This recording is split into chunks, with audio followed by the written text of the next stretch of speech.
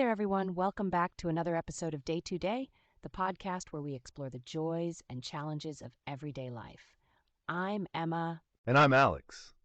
Whether it's personal growth, navigating relationships, or just tackling the chaos of the day, we're here to talk about it all and hopefully help you along the way. So grab your coffee, tea, or whatever keeps you going.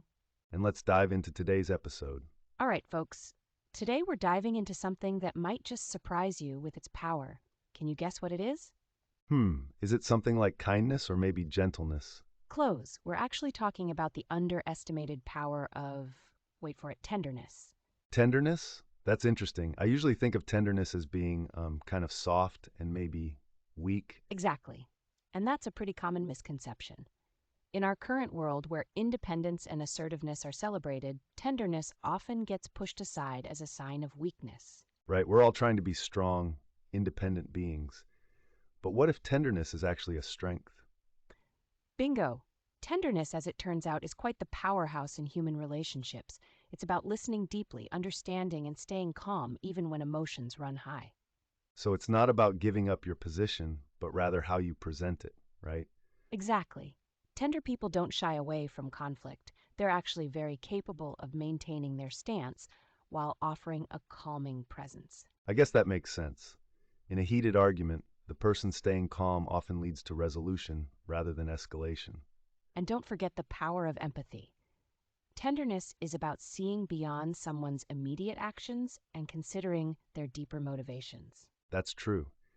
It requires understanding and maybe letting go of some stereotypes or quick judgments. Yes, because when we assume the best of others, even when they slip up, we allow space for healthier interactions. So being tender might actually make our relationship stronger, more connected.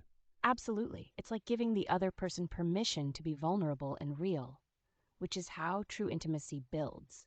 And how does that work during conflicts? Do tender people just avoid them? Not really. They're actually adept at diffusing tensions while maintaining their boundaries, often resolving disputes amicably.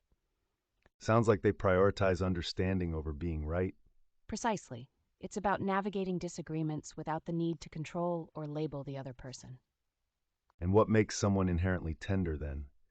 Are there specific traits? Well, there are a few psychological attributes. There's impulse control, empathy, emotional regulation, and a higher tolerance for frustration. That's quite a set of skills.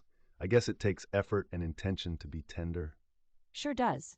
It's a conscious choice, kind of like daily acts of care and kindness, even when it feels tough. Can you share how one might start cultivating tenderness? Of course, it's about tender actions like gentler communication, emotional honesty, and responding to others with care even when they're struggling.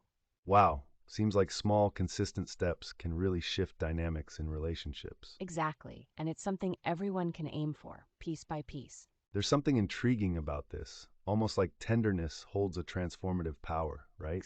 Indeed, it transforms not just relationships, but individuals, leading to more understanding and less emotional upheaval. It's a refreshing way to look at strength, something we often overlook in favor of, well, being headstrong. But true strength, as it turns out, might just be intertwined with being tender. And with that thought, maybe it's time for all of us to practice a little extra tenderness in our daily lives. Absolutely. Let's start with small acts like listening without interruption or assuming the best in others' intentions. Here's to a new take on strength, where tenderness plays a major role. Wouldn't that make the world a nicer place? It sure would. Thanks for joining us on this brief journey into the world of tenderness. Let's hope it inspires some change.